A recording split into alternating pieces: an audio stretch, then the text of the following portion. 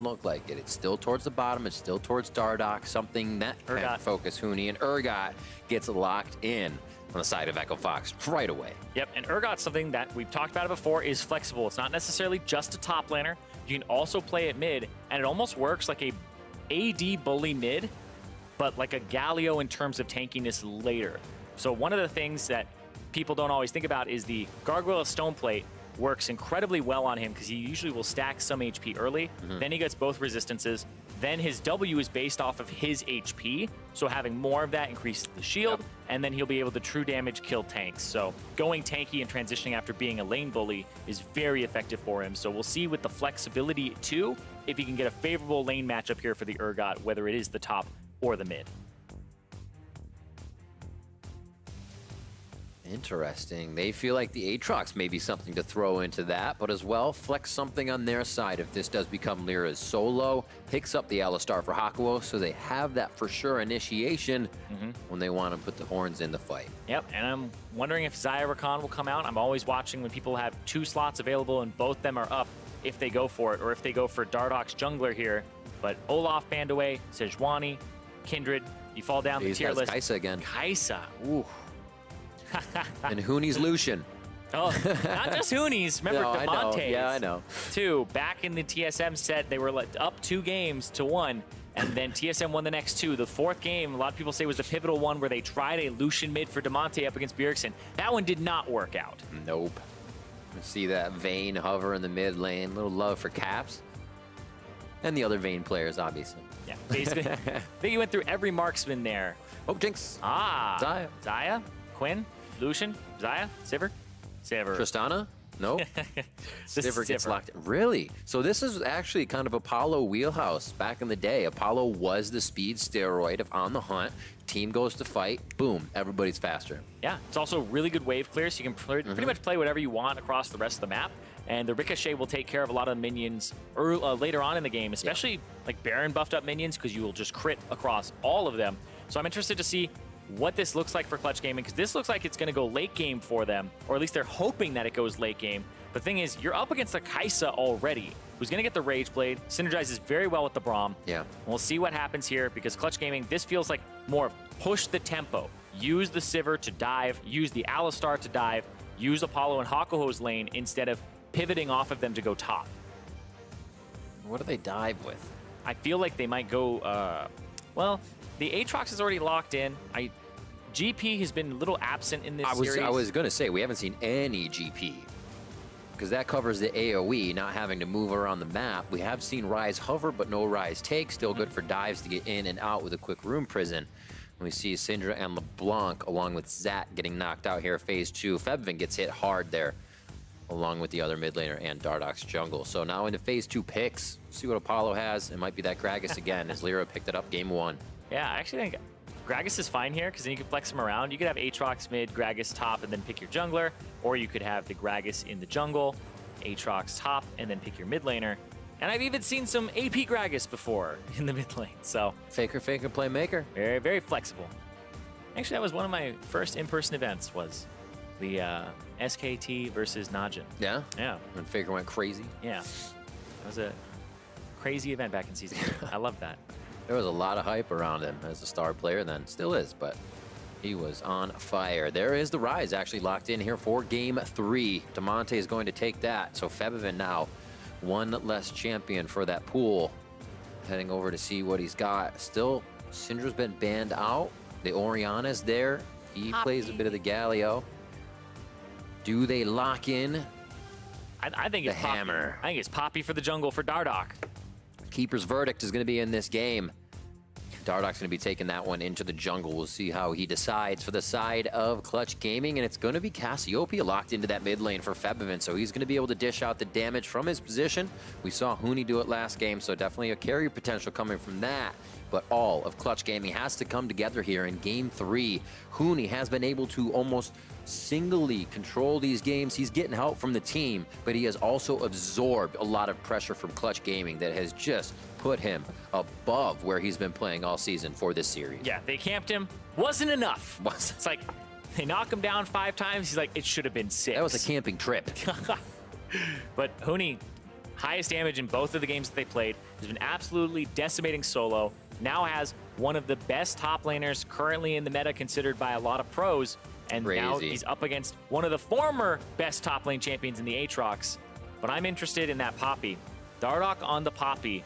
It's not that fast, clear champion. It's one that is about pathing, making sure you're efficient with your routes, going for some dives early, but also he's able to stop a lot of the engage. We talked about it at the very beginning, the engage of On the Hunt, Headbutt Pulverize. Now with the Gragas Body Slam, Dardoch can stop 2 of those 3 abilities from landing with his W, his Steadfast Presence. So he will be in charge of engaging and disengaging. That's a good point. That Poppy W becomes very tricky to play around if you want to get into the fight. Hakuho is going to have to consider his timing, along with LirA getting in. Match point for Echo Fox. Do they get the chance to move on?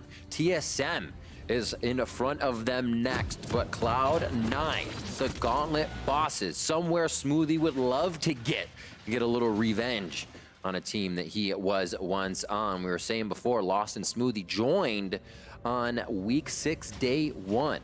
Fun fact about that for Smoothie is that weekend they also lost to Cloud9 right off the bat. So Smoothie's itching to just get to that final game already. He's not looking past this though. They still got to take down Clutch. Oh, W.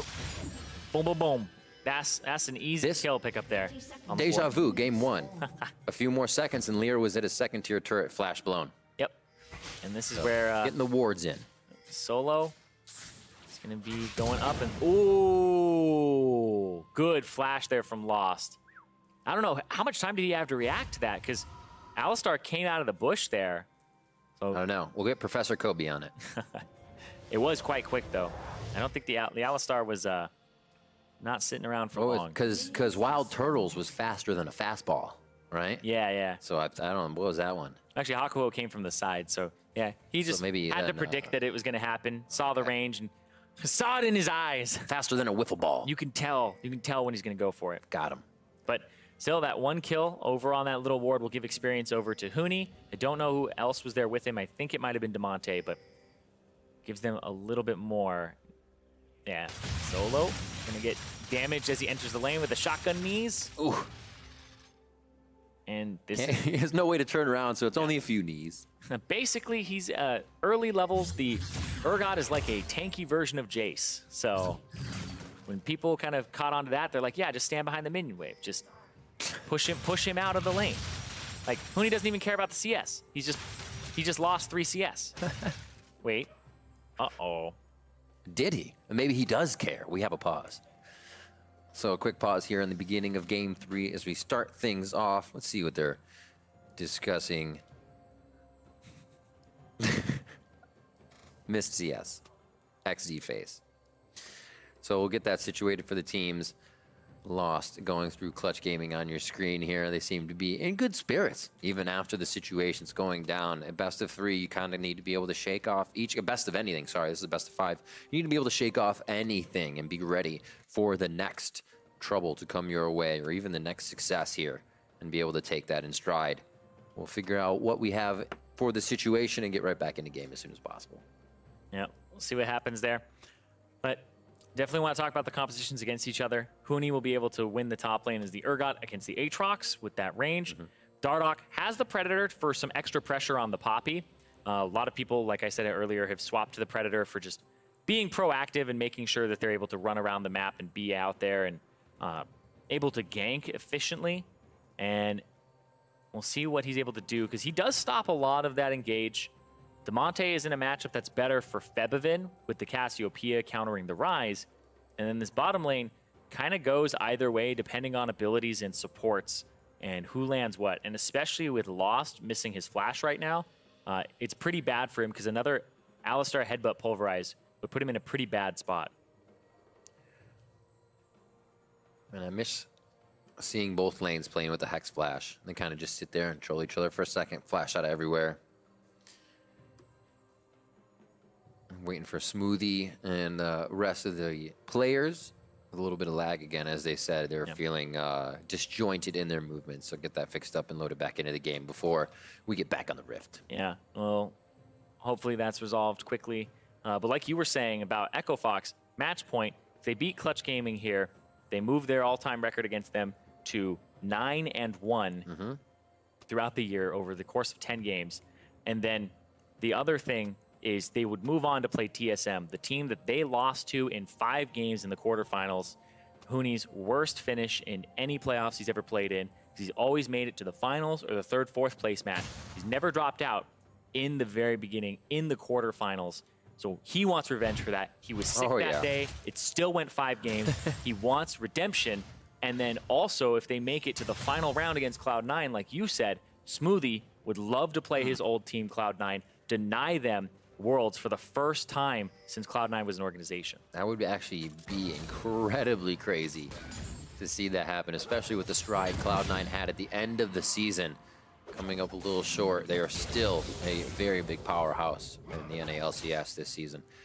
2.5 minutes as we're just getting to level 2s. We'll see Clutch, Hakuho, and Apollo here receive that under the turret. So Smoothie and Lost not going aggressive right off the bat, so they don't receive that headbutt pulverize answer.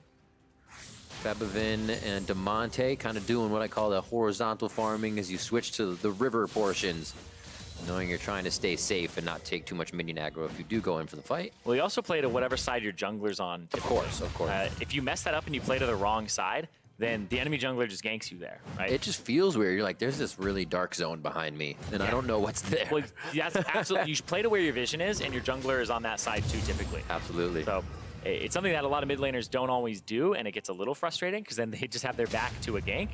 And if you are the other mid laner, you are in a great spot because the other jungler has to run all the way across. And let's see, when LirA. Oh, there's a good push. What? There's a great push from Febiven onto Damonte, so that means he's going to get there first. I think they've called Echo Fox out of this one. Word for Feb comes up, and it looks like they have made it to safety in time. That check there by LirA, where he's like just making sure he's peeking all the way around the corner, just like, is he there? Just rubbernecking it around and able to see Dardoch. Causes accidents, don't do that. That's true, that's true. Don't want to get hurt. A nice one shot there. And Solo just goes back to waiting for the farm to come in. It looks so oppressive to farm against the Urgot. He's just like, I'm back here. I just have this giant sword I can swing once and a while. Febiven 26 to 28 as it's pretty even here on the mid lane, and really what you have, machine gun mages. These two are going to be standing tall in the fight, looking to stay there and deliver the damage. So I can't wait to see what happens when they hit face to face here with some core items. And LirA picks up Scuttle for more vision on the bot side. Yeah, and both these mid laners want to get a tier as soon as possible and start stacking it up, but you want Damonte to TP back, and since Febiven doesn't have teleport, he wants to have enough of a shove that he can get a good recall off and not be punished by the fact that he doesn't have TP. And now, LirA's going to go for the enemy Krugs here, because he saw Dardoch took his Krugs. Oh, actually, no, he's not going to loop for it. He just goes and pings for it. Okay. Decides not to, because there's a possibility.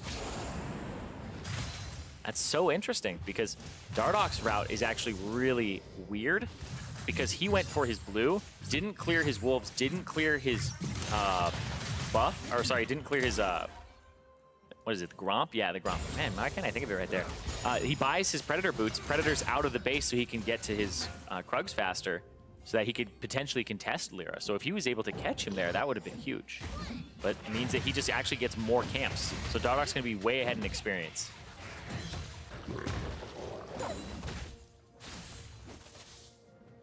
Already having a good clip in each game, Dardoch has been able to control from the jungle, giving Huni a little bit. Like we said, Huni's kind of been servicing for himself as well in a lot of fights, but having a lead, Dardoch's been always able to pressure it. And the first time we're not seeing him on Olaf throughout the series as well.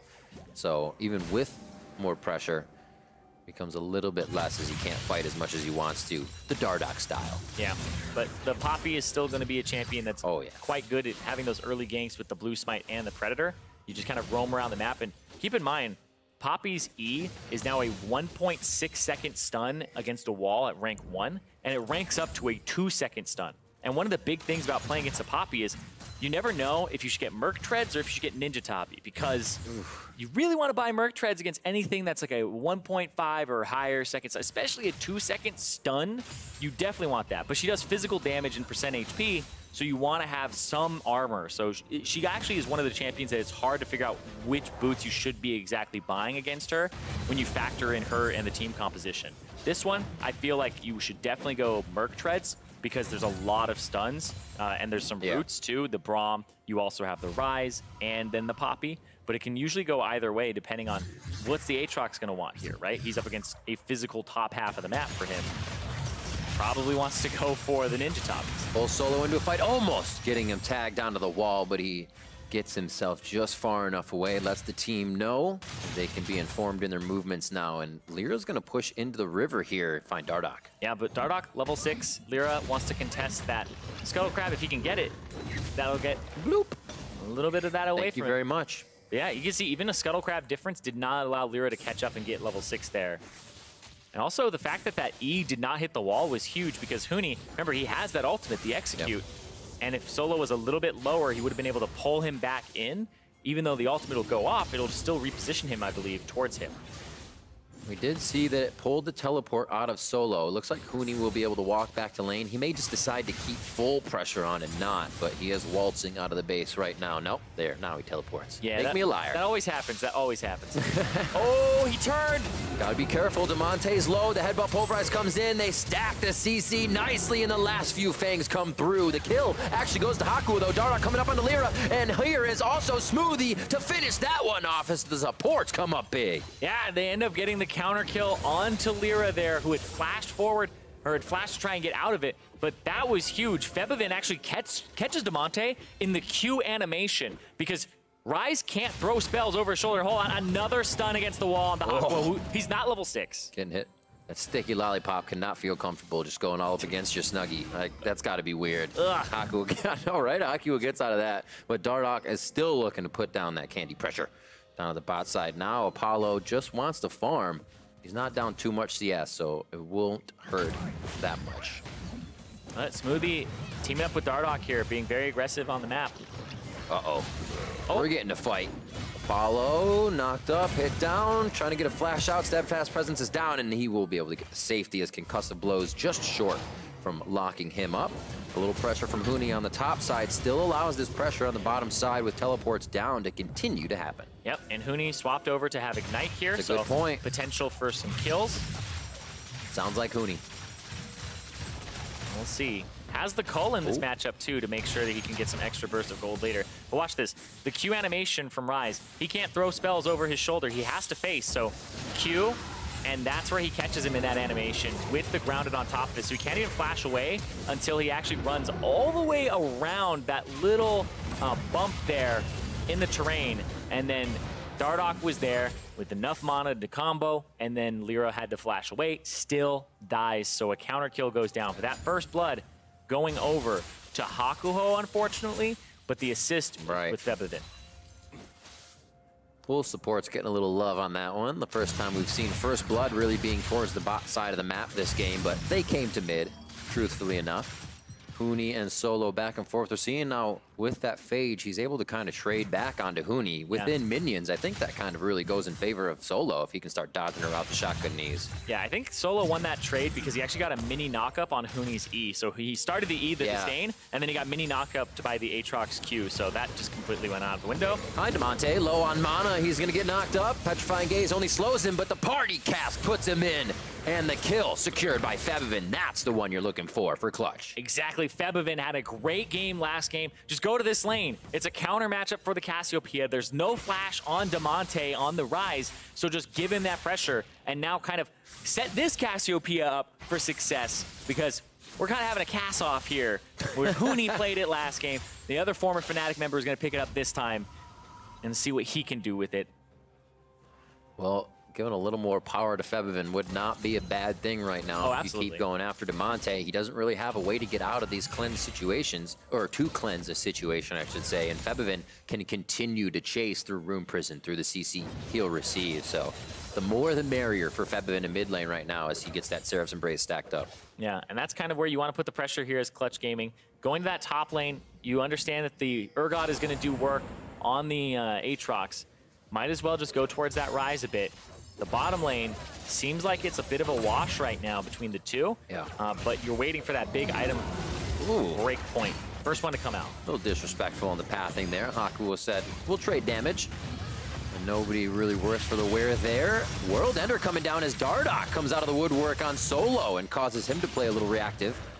LirA on the edge, Drunken Rage is on. He's gonna use it for Krugs to start off. Still 2 turrets. Fox doesn't even care that they're fighting between the structures of Clutch Gaming right now. They have the map control and looking to see where Febiven is actually pushed up in here. He's made it into the lane on the top side. Yeah, and now here comes the minion wave. Remember, you only have to get somebody to 25%, and then Huni can just execute them. Dardoch, there's the Predator, sectioning them off. They might go after solo if he can land one of these. Keeper's verdict. A little tail in the air. Woo! Get him! Doing the realm war, bringing a few forward. Solo flashes, and he is trying to get away. The chains don't draw anybody back, and Huni's gonna be able to get the slow on. Shotgun knees are dropping Solo down, but he's still got the movement speed to make it to safety. Dardoch not in range. Febiven gonna throw miasma out to stop them, and they are not able to save Solo. His petrifying gaze only slows Echo Fox. It does not stop them. Yeah, that was a interesting fight, and it ended up with the Keeper's Verdict taking Febiven out of it, and then Solo has to run for the hills. Like, he didn't want to ditch the minion wave. He didn't want to ditch all that experience that's sitting up there. So Echo Fox kind of forced that to happen, where they cleared the minion wave, were wrapping around the turret, and then they put Solo in this situation where he couldn't go off to the right. He had to go off to the left and kind of run it down the lane. And right there, here comes Hakuho. Well, lost in a really bad spot. 3v1 as Smoothie leaves him to Glacial Fissure, but also leaves him. Heads out to the left side of the fight, and Clutch Gaming pick up another kill. Oh, but the top lane, Huni's gonna get the first turret, and it's Urgot off on the right foot. There's Fardox. Dardoch, Fox Dardoch. Does not work out if you say both together. Wait, who's gonna get the eye? The eye! Hey, you have 40 seconds. You left it! Plus 40 seconds, but you can grab it. Is Huni gonna go grab it? Like, yeah. Looks like Huni's gonna grab it. That's one of my favorite things about Rift Herald, is that if there is a really big fight, you have a chance to go and get it. No way. You have to be kidding me. Oh boy. That is, so this is the Medios we play well thing. Is this, as he was saying on the analyst desk. Is this how it begins? This is the we play well. Is this where the tilt comes in? The mental boom. You can pinpoint it back to this exact. Oh! Press F to pay respects. I don't think I've ever actually left it behind accidentally, but I've definitely been pushed away from it. I'm gonna laugh when they go into lane and they take a turret and you see Dardoch put a ward down right near the turret. And he's just like, yeah, you thought that was Rift Herald. Well, the thing is you don't always use Rift Herald like that. You kind of just look down and you're like, oh yeah, I still have that thing. Like, you're like, been farming for 2 minutes. It gives you a warning. Oh yeah, that's right. It's actually about sending a message. We took it, but we don't want it. He wants to be able to ward still. That's what it is. It's really cost effective. Yeah. Oh man, the worst is when like I have the highest vision score on my team and I get Rift Herald and then I can't ward until I use it. So I throw it down and I have like 2 wards to use. I want to swap this out for Sweeper now. I'm at that point in the game. L2P, Zirene. Yeah. Come on, man. I throw it out faster. Or take it later, I don't know. One of the two. Blue buff here for Febiven as he continues to stack up. Where is this gentleman anyways? He is at 580 of 750 on that tier, so still got a little ways to go. He's 580, but then Damonte's 296. Smoothie getting churned up here. It looks like he might be able to make it out safe. Double knocked up there, spell shielded by Apollo as they start going into Kathy, and the rain coming in from Lost. LirA gets out, Ignite's gonna take him down though, and that's gonna be a hit from Lost, so big pickup there. Solo teleports in, but it looks like he wants out of this fight immediately. As Huni is gonna be able to lock him down. A few more knees, and Fear Beyond Death gets him out with the World Ender, but it looks like they'll end his world right quick as he comes back up. 30 seconds on the death timer as they take down bottom tier 1. Yeah, and Febiven was completely zoned away from that fight. The Cassiopeia actually was not able to roam. Even though he's ahead, he has the completed item, and he's way ahead right now in terms of the kills and what he has against Damonte. But Damonte was able to get there first and zone him off, so the Fed member of Clutch Gaming was not able to be in that fight at all. Let's see, one more. Yeah, so Febiven had to wait. They don't have the vision here, and he's walking down through dark. He had to wait for Dardoch to really show up, and then Damonte comes over from this side, and he can't go forward. He's just throwing Qs at him. He's gonna get zoned off here. LirA's already dead. The TP's coming through. Solo completes it, and Febiven doesn't really get to do much. He just gets rooted. Damonte's doing his job, keeping him out. That was really well played there, because he was afraid of maybe getting collapsed on. You can argue that he maybe should have gone harder onto Damonte, but Damonte was doing a good job of keeping him at arm's reach, or arm's length. As small as those Ryze arms are. Not like a reworked Akali's where they stretch a lot. Stretchy Akali Armstrong. Predator boots coming back up for Dardoch. Might look for some more plays here as we're 3.5 minutes away from that 20-minute mark from Baron spawning on the top side of the map and drawing a little bit more focus from each team's vision. Right now, the pink wards for Clutch Gaming are kind of protecting that side, making sure red is theirs and at least their main buffs, as Echo Fox has been a real nuisance in each game. Dardoch's been able to be in LirA's jungle quite a bit. Yeah, and even when things look like they're even, there's always a gold lead for Echo Fox off of the fact that they have better CS in most of their lanes. It's just how it works slightly, and they end up with pretty much a natural like 1,000 gold lead just off of lanes. Even when I feel like there are some favorable matchups for Clutch Gaming, they just don't pressure them as hard and have the vision control to have people press up. And so a bit of that is on LirA, and the fact that Dardoch has just been so good against him time and time again. Like we said, if they win this one, Echo Fox are 9-1 against them all time. And Febiven, oh, that's huge. That's the initiation.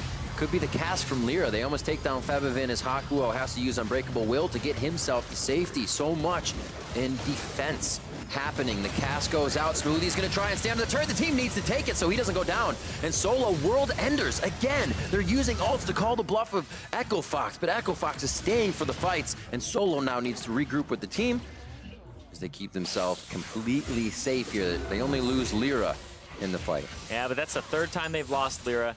Solo, 2 deaths as well. Those are the guys who have been dying, is that top half of the map. And those are the guys who have been thriving on Echo Fox's side, is that top half of the map for them. The mid lane here has been something where Damonte is kind of the one taking the brunt of it, where he got camped a bit from LirA and Febiven, but they haven't been able to kind of unlock Febiven here for the rest of the game. Really haven't. We saw that one hit towards mid. You got a little bit of love, and then it's kind of been used that power. He's like, I need a little bit more. If I want to be a side lane, if I want to be able to affect right now, they're getting pushed in so hard. He has to play kind of that, where do I go next? Who needs my help? Instead of follow me to make this fight happen. And right now, it's Solo that needs a little bit of help as he gets pushed in by Huni. Dardoch's going to be there as well.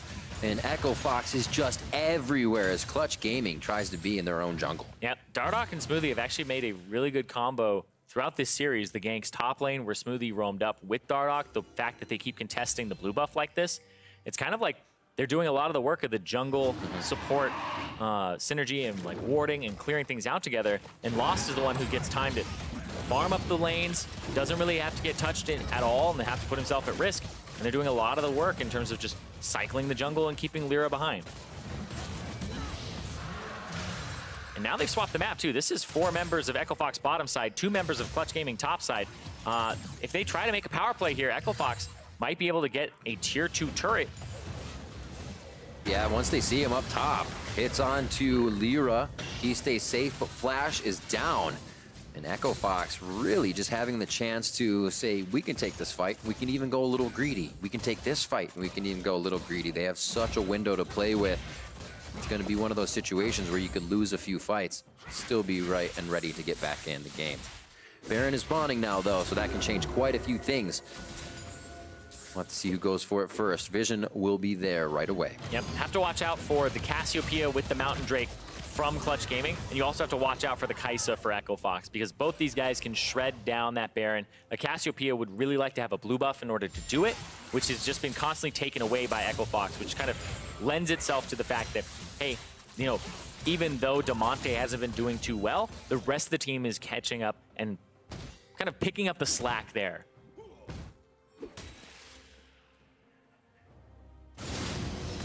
I like how this has been one of the series as well, where champions are somewhat traded back and forth. We see the Urgot again, but now on the side of Echo Fox, the Cassiopeia taken on the side of Clutch Gaming now. Yep, and Huni, even though the Cassio is something he didn't play this game, he got that first pick. Urgot started Cull, has been bullying the matchup, 28 CS up, 2 levels up right now over Solo.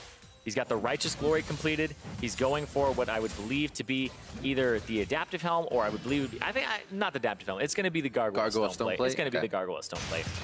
Yeah. I mean, why not? You can throw on the W and then get some good stats out of that.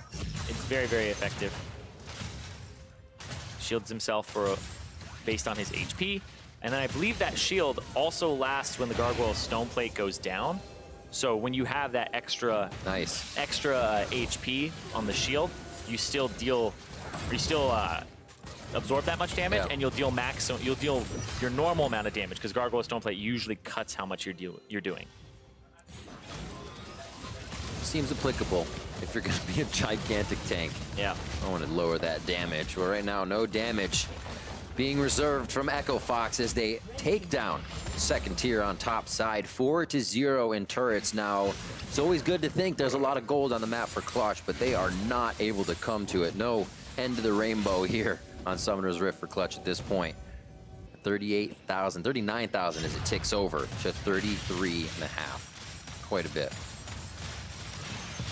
Echo Fox, Huni playing so good all series long. We've said it before, it was the question if he would come in, and he's been able to do a bit on his own, also with a bit of help. Lost and Smoothie, a combination we were also thinking could be a weak spot, came out to play for Echo Fox. So things are looking good as Echo Fox could move forward with a 3-0 in the first regional qualifier. Yeah, it's kind of get it out of the way, get down to business, and then that's the thing too, is you don't get much time for your opponents. Literally, you play again tomorrow. Right? You play again tomorrow, 2 p.m., and you have to be ready to go for the next one. So, and somebody just watched you, your opponent, do all of this as well, so they're better informed on what to do tomorrow. Now, granted, I think they'll probably be scrimming each other in some degree, because who else are you going to scrim? A lot of those teams that are already going to Worlds, are taking off or have a vacation for a tiny bit. The people who are now, didn't make playoffs or Gauntlet aren't really playing. So you have about 4 teams that you would scrim between. So you would assume that they've at least scrimmed each other a decent amount, unless everybody's trying to get Cloud9. That would be the one where you're like, okay, might be a little tough to get that. And they say, here's the Academy team. And look at that. There's the Ryze, and they have Poppy on it. Hakuho is going to try to check it here. He has wards. Oh, we slowly moving him up with inches. He just needs to get in there. They did put the alteration orb in there. LirA steal this? LirA just on the outside, cast them to get it denied, but Smoothie's gonna be able to pick it up in the end, so there was definitely a chance for that to happen. Here comes Huni around the outside, but he is stopped quickly by Solo. Huni may have gone a little too greedy as he gets knocked back and thrown around. Ping pong status. LirA over the wall along with the rest of the team, and they are going to be able to drop Huni. Solo picks up a kill for himself as Dardoch is very low, a sliver of health as he makes it out of the fight, and Damonte starts to run for the hills as Clutch Gaming start to bite back a little bit. That was so clutch by Smoothie. He actually swapped to Smite with his Summoner Spellbook to secure it. He has Smite right now. What happens is LirA goes in, smites it, and then Smoothie smites it at the same time right afterwards. Dardoch did not even press his button. That's why you see the Ignite cooling down very quickly for Smoothie, because he just had the smite. Very heads-up play there to just make sure that they can secure it. I love seeing that. Teams are doing it more and more where they swap to a smite just for the Baron, just to burst it down, and they have multiple unsealed spellbooks on the side of Echo Fox to make a play like that. Definitely not something LirA was expecting. Usually you'd see kind of cast into smite. He cast to then go smite, thinking the disruption was there. Well, he wanted only be challenging one. Yeah, he wanted to stop Dardoch's ultimate from knocking him out. So he wanted that to as well. That channel, yeah. A lot of little things that play into the favor of Echo Fox here. Now they're on the mid-inhib turret. Bot lane being pushed in by Damonte as he's kind of been off on the wing. Very much so playing off the ball, as that's the rest of Echo Fox down mid lane using this Baron. And we haven't talked much about Damonte coming in around week 4 for Echo Fox. Really a solid player in the mid lane when they needed to kind of just shore up positions in the roster. And there's still been a lot of kind of question marks about him because he is an NA mid, and there's always a lot of speculation about, always a lot of scrutiny of, oh, did they just get lucky? How good are they actually? And Damonte it takes 4 MVPs. And Damonte has shown that he's able to kind of hang with the best of them here. For sure. And really, we'll see as his career progresses how much he can go into the category of, is he a pop-off player? Is he a consistent player? Yeah. We have a lot of mid laners, like somebody like Pobelter, that kind of goes between the two of them, tries to stay in consistency, but then it can have pop-off moments. But then there's people like Bjergsen, where 100% he's in that pop-off, try to win the game, get on his shoulders, get in his backpack. And Damonte here showed some consistency. got camped, still able to win the lane afterwards, and have that 30 CS advantage going into the late game. Dardoch used the ultimate to get Febiven away, and they may not have what they need to take the inhibitor down. Inhibitor goes down, but Huni may follow as the rest of Echo Fox says, we need to get out safely. That's a realm warp. And Damonte, being the nice guy, lets everybody take it, as he has already made it past the realm warp point. They're going to take Cloud Drake, and now it's kind of recuperation time for Clutch Gaming. How much vision and how far can they get it out on the map before Echo Fox is right down their throat again? And that was LirA with a great explosive cast, just separating them. Even though the Gargoyle Stone Plate was popped, Huni was just in pretty much a situation you cannot conquer, being that far away from your team and in that many people at that time. So Huni, he gets blown up by the fact that LirA put down the cask, but you have to beg the question here. Those plays aren't happening sooner for Clutch. Whenever they're pushed with their backs up against the wall, that's when they finally make the play, but it's too late at that point. That's just a drop in the bucket to try and get back in the game. They've already lost the mid turret. They've already lost the mid inhibitor. And Echo Fox, they've been a little bit greedy. Granted, those plays do jump out at you in those moments because they get caught with their hand in the cookie jar, because they're trying to get too much with their power play, and it backfires. Like we just saw, it's only a 3,000 gold Baron power play when they got multiple turrets. Twice they have kind of committed to chasing down Huni. Once was right here and then into mid, and we just saw that in base. Hard for that Urgot to get away once he's in the fight. They can get that explosive cask into a good spot. They force Dardoch in, they force Smoothie in. Like you said, it's only happening when their backs are against the wall, so forced on top of forced. It's not a good situation to start on. Ward cleared here as Smoothie finds the rest of Clutch. Infernal Change is going to bring Huni in once again, but there, Dardoch is there this time to help them out. Nice steadfast presence onto Hakuho to deny that engage. Mess things up a little bit. Here's the split push, though. And you can see Lost on the top side, damaging the turret. And then on the bottom side, Damonte is doing the same thing. Level 17 for him. The absolute pull your hair out moment when you don't know which place to go, who to stop, and where to start the fight first. It looks like bot turret's going to go down soon to Damonte, and Lost is not giving up on the top side. Another great thing you want to see from teams that are going to push on, whoever it be, is that they keep that mentality. They don't push themselves in these situations into greed. They know how to keep it steady. And they're forcing. Solo, a world ender as the inhibitor goes down, and he also will fall. Focus now changing to Apollo for a moment as Solo gets back to safety. LirA drips one out for the cast, and everybody on the team that's gone down. And Huni will turn on the shotgun knees to take down the last bit of wave in front of the inhibitor as it also falls. Coming up on 30 minutes, safety and realm warp to the bot side of the map. The final inhibitor stands in front of Echo Fox. Yep, 10,000 gold lead for them.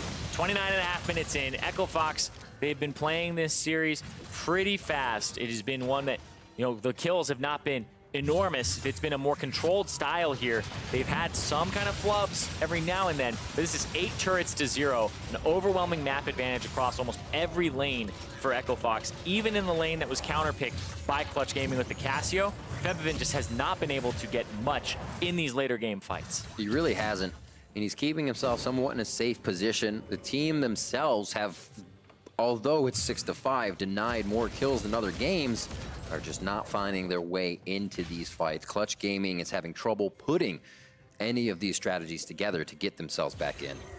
Yeah. Damonte out to the side, Lost probably out to the side as well as they continue to push. Well, now they get picked apart by a 1-3-1, whereas this team was built for hard engage.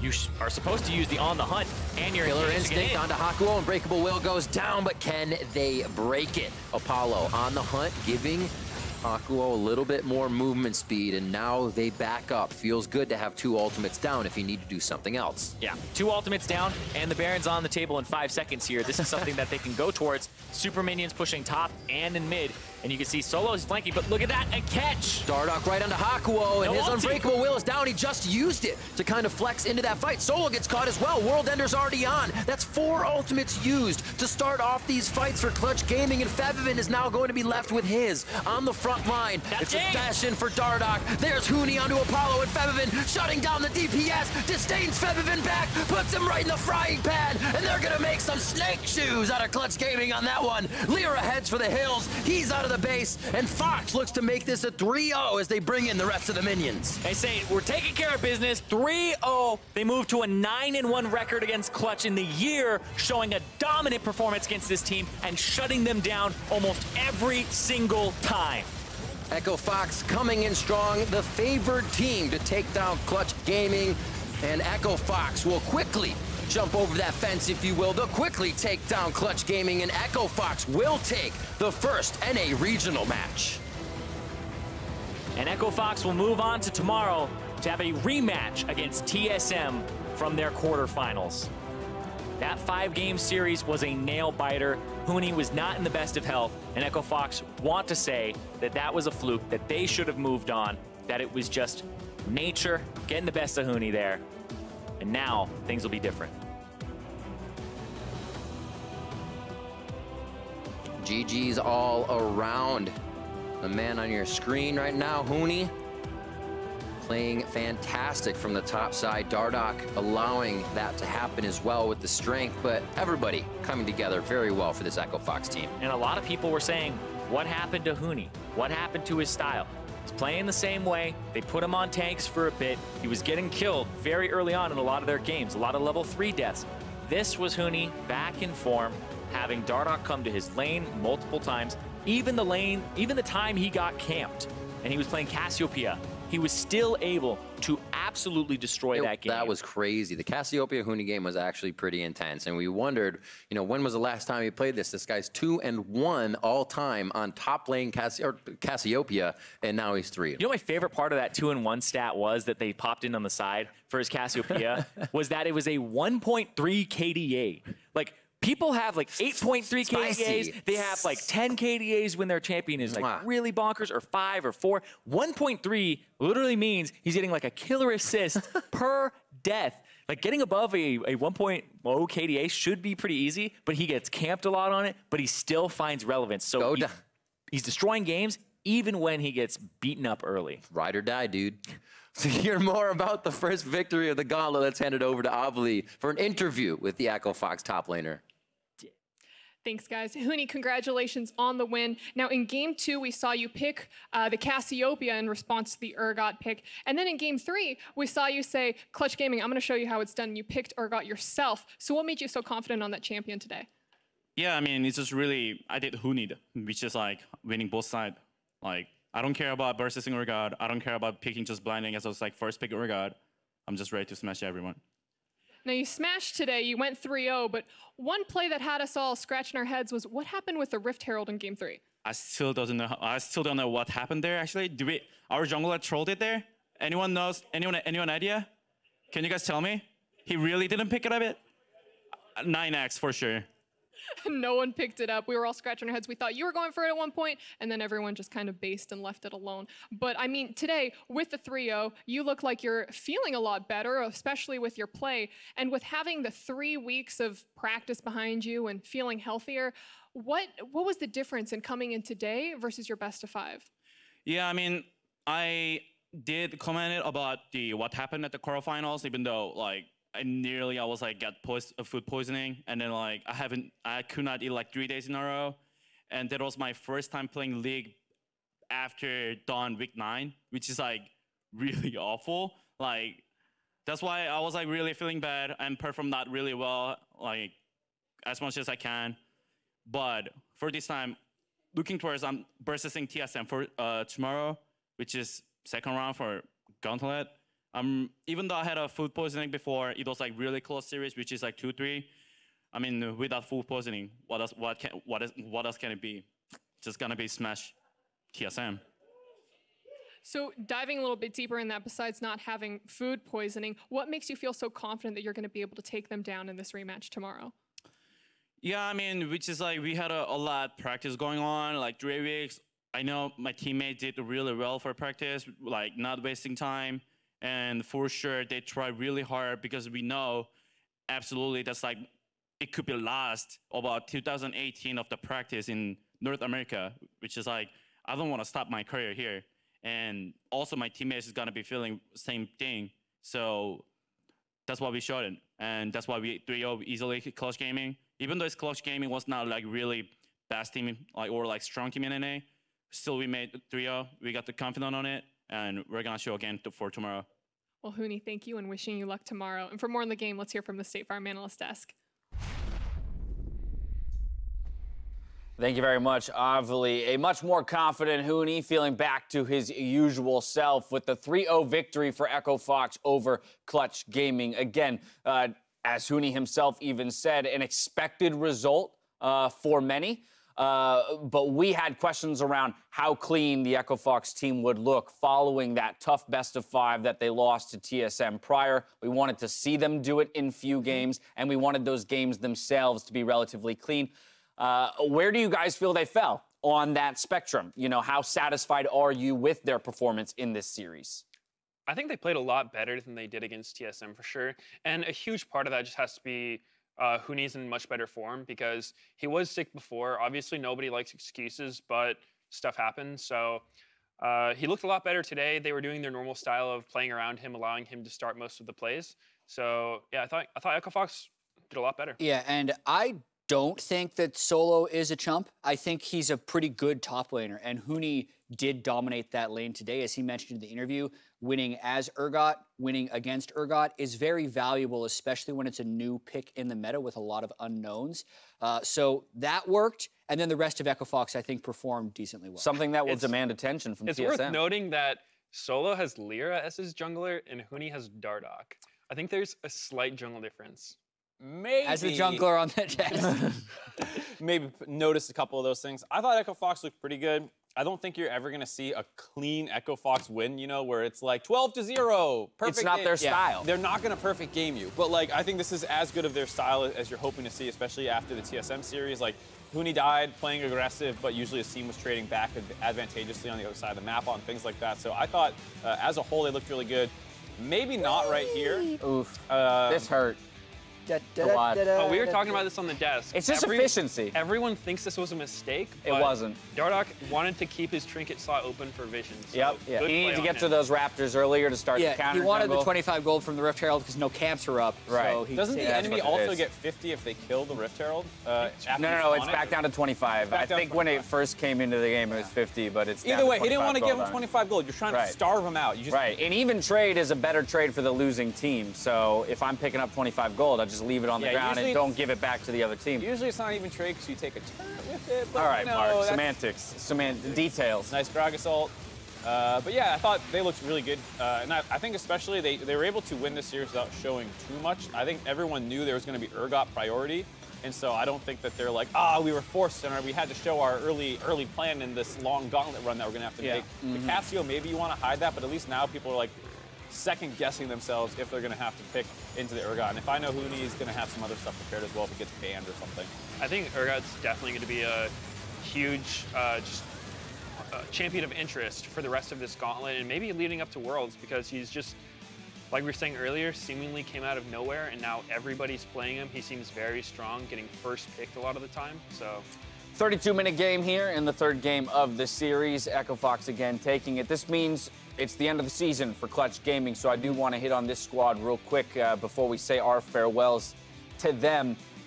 You know, an interesting trajectory for a team because of their spring split finish, which of course is what enabled them to even be playing in the gauntlet to begin with, and a whole lot of struggles in the summer split.